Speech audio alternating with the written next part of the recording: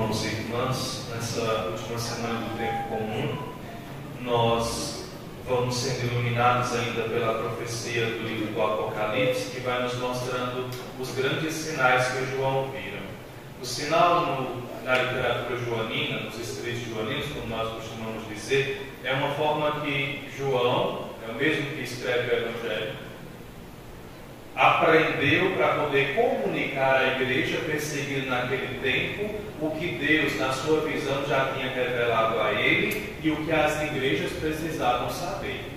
Por isso que vai aparecer anjos e besta e chifre e turículo e foice, e tudo isso sendo sempre realizado diante de João, afirmando: eu tive uma visão, o anjo do Senhor me falou. Eu, João, vi no céu outro sinal grande e admirável. Outro sinal. O sinal sempre comunica alguma coisa. Todo o sinal deve estar por trás dele uma mensagem que deve nos ajudar a entender ele. A chama nos representa o fogo. Nós sabemos que ele pode nos dar duas mensagens: iluminar as trevas, mas também queimar aquele que se aproxima. Essas duas afirmações estão contidas atrás do significado da chama. Ela também simboliza a fé. Quantas coisas nós já falamos só da chama? Então, esses anjos que aparecem hoje, esses 7 anjos que trazem as 7 últimas pragas, são aqueles cavaleiros do Apocalipse, mas esses vêm do plano divino. E estes que estão iluminando a comunidade, para aqueles que estiverem diante de Deus no mar sobre vidro, como nós ouvimos, estarão aqueles acima do mar com vidros. Diante de Deus com harpas tocando cantos e louvores. O canto de Moisés, que é quando o povo foi libertado no Antigo Testamento, Êxodo capítulo 3, versículo 15. E também o canto de louvor do Cordeiro, que é o hino daqueles que passarão pela grande tribulação. É importante vocês saberem disso para entender tanta coisa contida na Sagrada Escritura. Então, estes vencedores da besta, do mal, estarão seguros em Deus. A besta não é simplesmente um demônio, o diabo. A besta é toda a ação maléfica. E se nós ouvirmos bem, a besta vem do mar. O mar, na Sagrada Escritura, é símbolo do mal, porque para o povo de Israel, para o povo já no tempo de Jesus, o Império Romano chegou pelo mar, e ele é o grande símbolo do mal, e junto com ele, a besta. Então os cristãos serão perseguidos pelo Império Romano e pela grande besta que é o maligno, mas vencerão e cantarão hinos. Então, o que a liturgia de hoje nos pede é, primeiro, reconheça as grandes obras de Deus. Reconheça que, mesmo vencendo, ou mesmo em dificuldades, Deus continua deixando os seus filhos de pé. Mesmo que, às vezes, os nossos pés sejam os nossos joelhos, ou os nossos corações, como dizia João Paulo II. Quando estiveres cansados de lutar, caminha de joelhos. Quando os joelhos não mais aguentarem, ajoelha-se com o teu coração e continua. Nós hoje somos chamados a reconhecer o grande amor de Deus, que vai cuidando da comunidade mesmo diante dos momentos de dificuldade. E nós seremos tomados por essa esperança e proteção de Deus, que vai nos dar a graça da salvação, se nós permanecermos nele. Mas existe algo muito profundo. Não vou dizer que nós temos as nossas bestas interiores, né? A psicanálise que vai dizer que quanto mais perfeito por fora, há muitos demônios por dentro. Mas eu quero trazer o Evangelho que diz: o que torna o homem mau é o que sai do interior dele. Nós somos chamados a vencer também as nossas imperfeições e tudo aquilo que é tendência dentro de nós para fugirmos de Deus, para vencermos a Deus e não a besta. Nós devemos permitir que o Senhor nos vença também nas nossas infidelidades, nos nossos pecados, nas nossas imperfeições e tudo aquilo que somos. Deus deve vencer, porque Deus vencendo, venceremos também nós. Porque Deus honrando-nos, nós também seremos tomados pela sua honra. Porque Deus reinando, nós também faremos parte do seu reino. Então reconheçamos a grandeza de Deus. que mesmo na imperfeição e na história vai celebrando e cuidando do seu povo, porque este povo só venceu a besta por causa do seu Deus. Esse povo só venceu o Império Romano, que matava os cristãos por brincadeira. Qualquer coisinha eles diziam: joga o cristão aos leões. Qualquer coisa dizia: mata o cristão porque é culpa deles. Era assim no século II e III. Qualquer coisinha fora da natureza, o tribuno ou aquele que agia em nome do imperador dizia: mata o cristão porque a culpa é deles. E assim muitos dos nossos irmãos morreram. Jesus então vem iluminar a comunidade e dizer: olha, vocês serão perseguidos, vocês serão mortos, vocês serão entregues aos leões, pelos próprios amigos, pelas próprias famílias. Isso já se concretizou na história, mas isso hoje é de forma diferente. Nós mesmos temos dificuldades de assumir a nossa fé verdadeiramente. Ou nós temos vergonha, ou nós temos medo de que as pessoas nos façam e nos coloquem diante da sociedade como alguém louco, como alguém sem sentido, como alguém sem valor, como se seguir a Cristo fosse isso. O mundo nos faz pensar que seguir Jesus é isso. O mundo nos faz pensar que seguir Jesus não tem sentido nem valor. É o papel dele.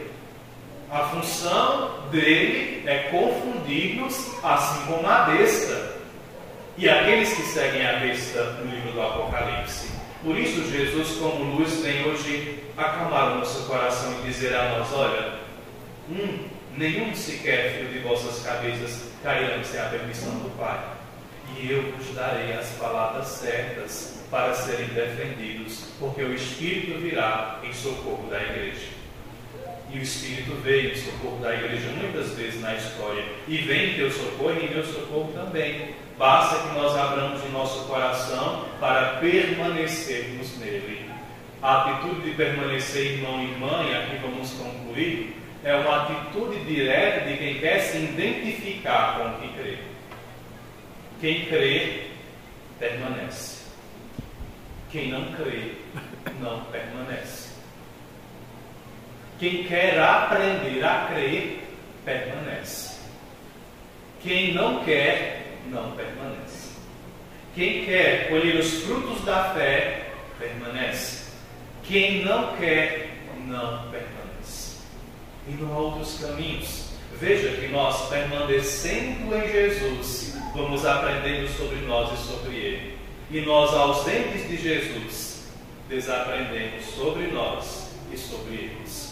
São coisas do cotidiano que vão iluminando a nossa vida, mas vamos para a virtude da fortaleza. Nós devemos reconhecer que Deus age na história e nos salva. E nós devemos ter a fortaleza de permanecer nele, mesmo diante das dificuldades, das tribulações. Façamos o firme propósito de pedir ajuda a Ele, de dizer: Senhor, ajuda-me a permanecer em Ti. Ajuda-me a estar também acima do mar e dos vidros, com harpas, tocando o canto de Moisés e do Cordeiro, ou seja, participando dessa grande celebração celeste. Hinos, harpas, vozes, é uma liturgia do céu que está acontecendo com aqueles que venceram, que vieram da grande tribulação. Então tenhamos esperança de salvação também. Chega de desânimo, de descrédito, de viver como se nós não tivéssemos valor algum. Chega de vivermos como mortos, como diz o Papa Francisco, como se nós não tivéssemos um Deus vivo, como se nossa cruz pesasse e nos matasse, ao invés de nos redimir e dar vida. Chega de murmurar dia e noite com as mesmas coisas, as mesmas ocasiões de pecados, e não darmos nenhuma vitória a Jesus. Chega de sermos cristãos pesarosos e medrosos da besta. Deus nos faz vencer o maligno. Deus nos faz vencer o mal. Deus nos faz vencer as imperfeições, porque Ele venceu primeiro. E Ele disse: eu venci o mal e a morte, e vós vencereis também, se permanecerdes em mim. Então peçamos a ajuda que vem do alto, ao Espírito Santo, que Ele ilumine o nosso coração e a nossa vida e vá nos ajudando a permanecer, mesmo que seja com os joelhos calejados. mesmo que seja com o coração ferido, mesmo que seja com medo, é permanecendo que se identifica com o Cordeiro. E é se identificando com o Cordeiro que seremos salvos. Você pode se identificar com qualquer coisa. Se não for Jesus, não é a face que o Pai procura ver em nós. Que o Senhor nos ajude, nos dê fé e perseverança, para que um dia tenhamos a coroa da vida, a coroa que o anjo estava ontem. Não sei se vocês viram a liturgia de ontem, mas ontem tinha 3 anjos também, um com a coroa e a foice, um que mandava o outro atiçar a foice sobre a terra e o outro que pedia que colocasse as uvas no lagar de Deus. Ou seja, Deus vai separando com a foice os frutos que são dele. Os que permanecem nele serão colhidos por ele mesmo. Os que dão frutos nele serão tomados por ele mesmo. Então permaneçamos na videira verdadeira que é Jesus, e ele nos apontará o caminho reto para a salvação.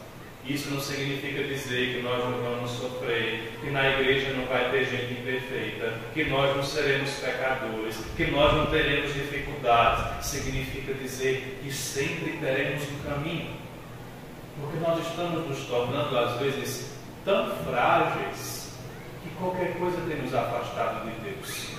Porque eu mais escuto, padre, eu não fui para a igreja porque lá tem muita gente imperfeita, e um dia eu escutei tantas outras coisas e eu me afastei porque fulano fofoca, fulano faz isso, fulano faz aquilo. Aí dá vontade de eu perguntar, lá no bar onde tu vai, é todo mundo santo? Nas esquinas onde tu sentas, vocês passam a tarde rezando a Ave Maria, a Santa Maria?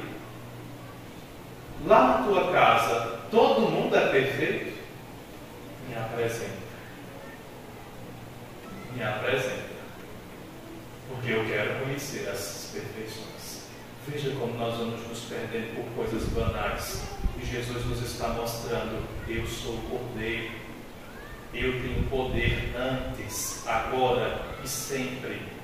Venham a mim e tereis vida, mas venham a mim livres e não cheios de si. Porque o orgulhoso não tem a virtude da humildade. E aquele que se apresenta cheio de orgulho será humilhado diante de Deus, para que aprenda a humildade e permaneça na humildade de Deus. Que o Senhor nos ajude, nos dê coragem para lutar e permanecer nele. Como dizia São João Bosco: Senhor, ajude-me a permanecer em ti, ainda que seja a pauladas. Torna-me fiel a ti, ainda que seja a pauladas. Essa é a grande diferença do santo e de nós. Nós corremos e nos escondemos. O santo corre para permanecer.